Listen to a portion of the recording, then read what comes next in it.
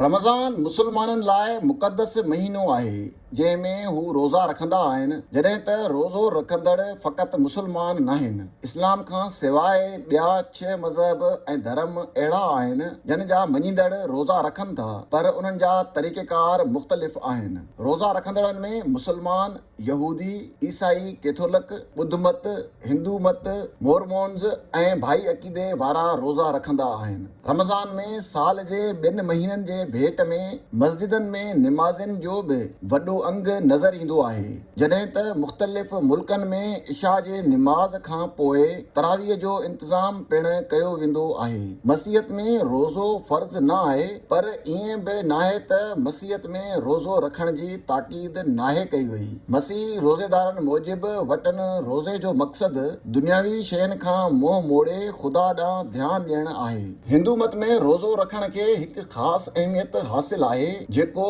खाद खुराक जे शयुनि खां परहेज़ करण ताईं थी सघे थो। हिंदू मत में ॾींहं ऐं तरीक़ेकार बाक़ाइदा तौर ते तय नाहे हूंदो। इहो का बिरादरी, कुटुंब ऐं फ़र्द पाण तय करे सघे थो। यहूदियत जे हवाले सां 2 मुकमिल ॾींहं जा रोज़ा, यानी सिज उभरण खां राति ताईं, जॾहिं त ॿिया नंढा रोज़ा बि आहिनि। उन्हनि रोज़नि में मुख़्तलिफ़ क़िस्मनि जूं पाबंदियूं लॻायूं वेंदियूं आहिनि। जॾहिं त डिघनि रोज़नि में खाद खुराक ऐं जिन्सी ताल्लुक़ खां परे रहण खां सवाइ चमड़ीअ जा जूता, परफ्यूम, तेल ऐं व्यंजन खां बि पासो कयो वेंदो आहे। यहूदियत में 2 मुकमिल रोज़ा फ़र्ज़ जे तौर ते रखिया वेंदा आहिनि, जॾहिं त नंढा रोज़ा कुझु मख़सूस हालतुनि में लाज़मी हूंदा आहिनि। महात्मा ॿुध बाबति चयो वेंदो आहे त पाण खेसि वॾा रोज़ा रखण सां ई निर्वाण हासिल थियो हो। तंहिं हूंदे ॿुध मत में रोज़े बाबति मुख़्तलिफ़ तरीक़ा लाॻू आहिनि, जंहिंमें ॾींहं में हिकु भेरो खाइण खां वठी रुॻो हिकु थाली खाइण वारो तरीक़ो शामिल आहे।